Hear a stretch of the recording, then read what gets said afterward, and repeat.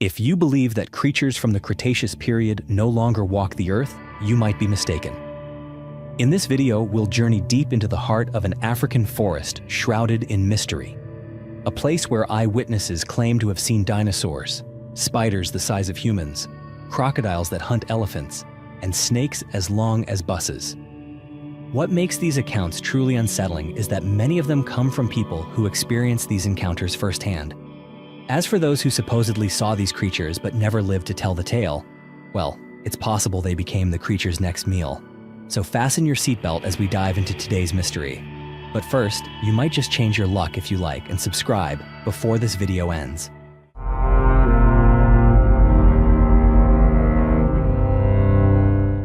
As international scientists continue to uncover species once believed to be extinct, one particular land has risen to prominence as the epicenter of these extraordinary discoveries. That land is none other than the Democratic Republic of the Congo, a place that many have compared to a real-life Jurassic Park on Earth. All of these mysteries originate from the Congo rainforest, also known as the Congo Basin, one of the largest and densest tropical rainforests on the planet.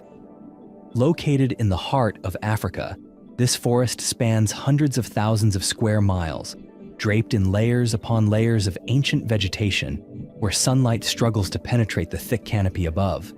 What makes this region so remarkable is not only its immense size or its pristine beauty, but its biodiversity, so vast that it borders on the unimaginable.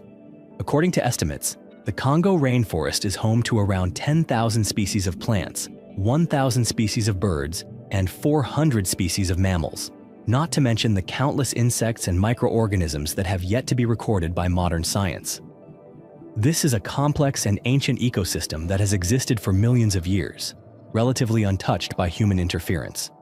However, the most striking fact is that, according to the Wildlife Conservation Society, WCS, only about 10% of the Congo Basin has ever been explored by scientists. That means the remaining 90%, with its thousands of square miles of swamp forests, subterranean caves, and interwoven river systems, remains an enigma to the human world.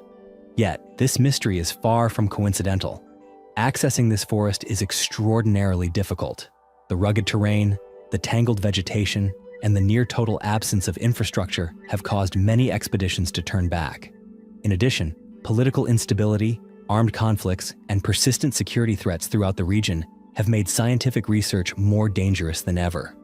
Even so, in recent years, several conservation and research organizations have begun returning to this land, now equipped with modern technologies such as satellite imagery, remote sensing devices, and survey drones. Their objective is not only to study the region's flora and fauna, but also to investigate the strange legends that local communities have passed down for generations. These are stories of enormous creatures, bearing the appearance of prehistoric beasts, said to still be hiding in the deepest corners of this forest.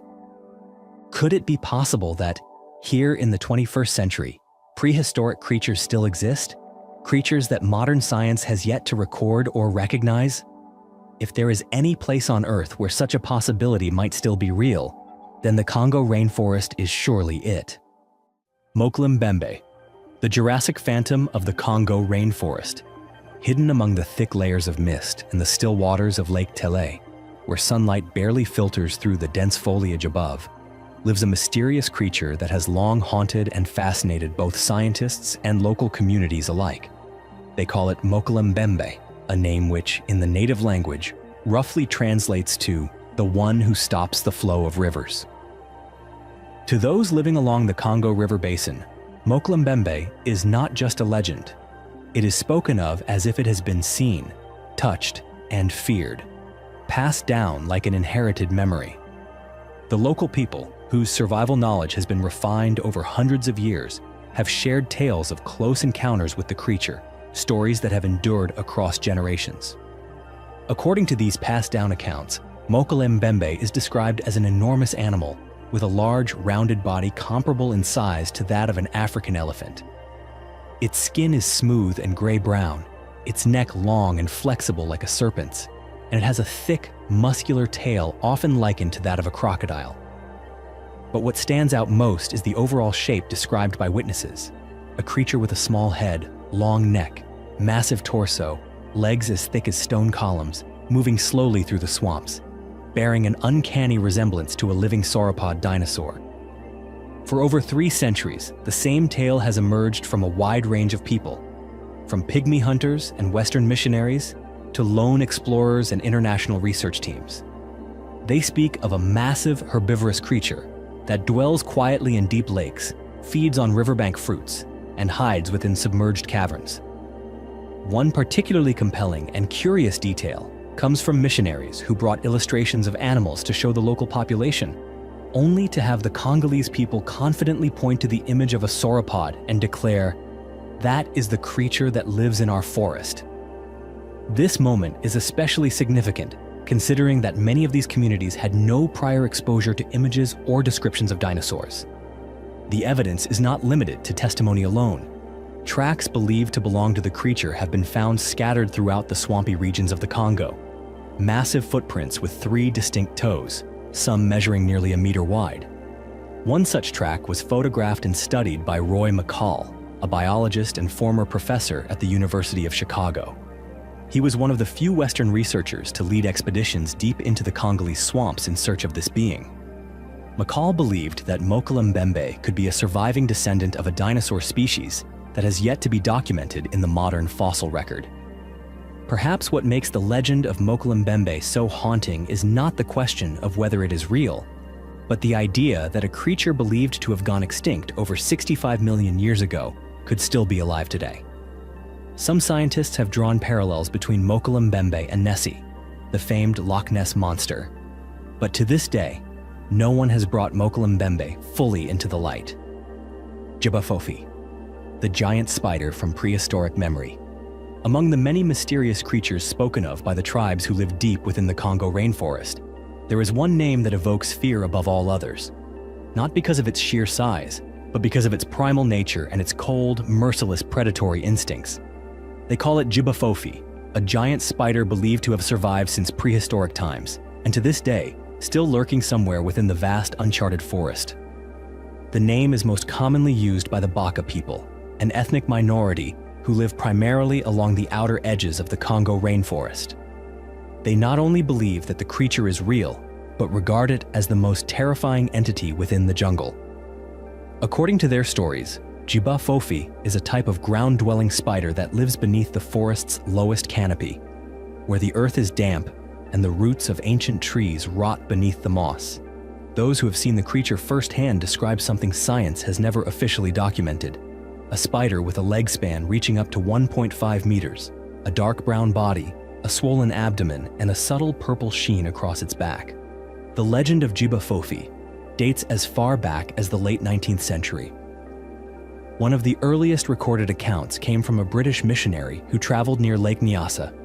He recalled how, while approaching an enormous spider web stretched between 2 towering trees, several members of his party became entangled. Then, from the shadows, a creature with 8 legs, each as long as a bamboo cane, began to crawl toward them. With a single bite, it brought down its prey instantly. Though the missionary managed to escape, the memory of that creature would haunt him for the rest of his life. Stories like this might easily be dismissed as tribal folklore, until researcher William J. Gibbons traveled to the Congo in pursuit of Mokele Mbembe. Along that journey, he encountered various indigenous tribes and began to hear tales of a creature that frightened them even more than the dinosaur-like being he was searching for. According to Gibbons, I asked if they had ever seen a large spider, and they all nodded. They called it the Great Spider. Its leg span could reach 5 feet, its belly was deep purple, and it built nests out of leaves, nests that resembled the traditional huts of the pygmy people. Unlike most spiders, Jibafofi does not spin webs high among the trees. Instead, it sets its traps low to the forest floor, lining the narrow animal trails that crisscross the undergrowth. A single thread stretched across a path is enough to snare passing prey.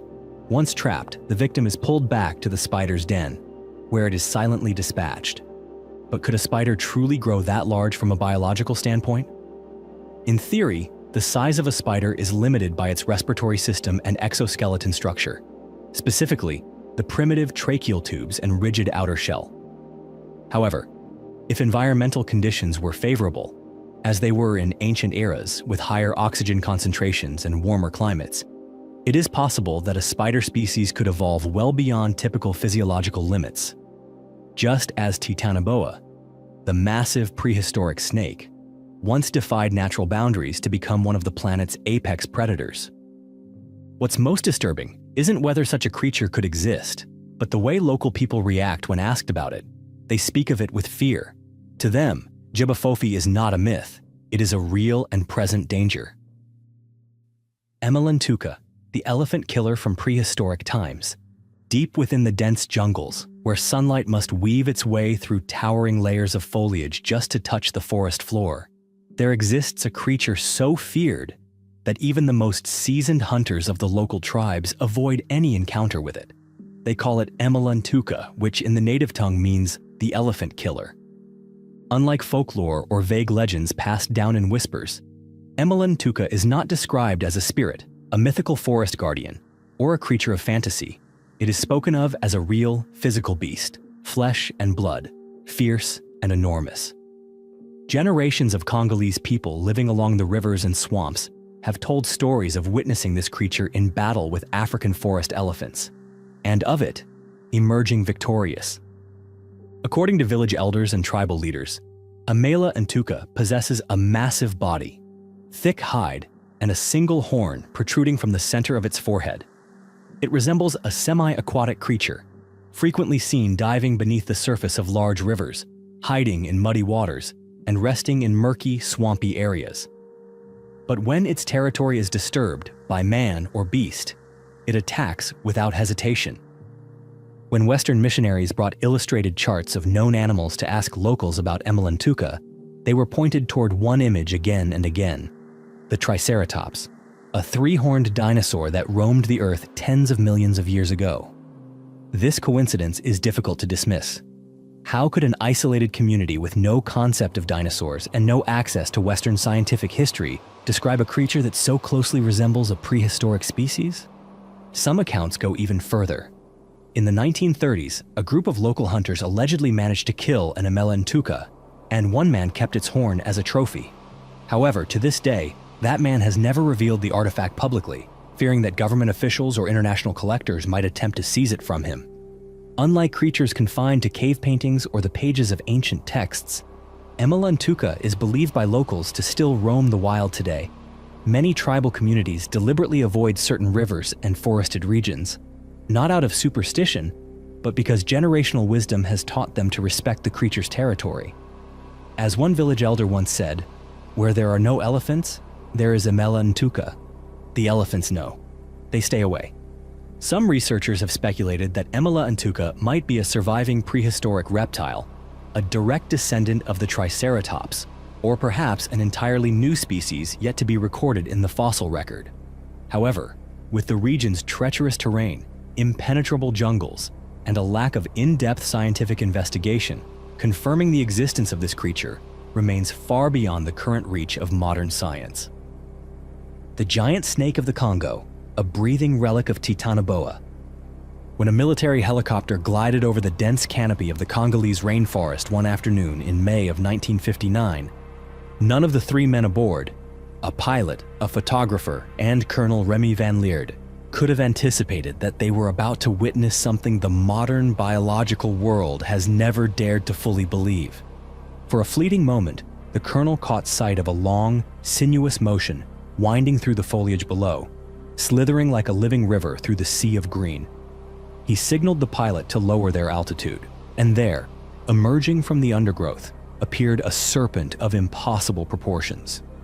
According to their estimates, the creature measured no less than 50 feet in length, with a body as thick as a utility pole, and a head that could rise more than 10 feet above the forest floor.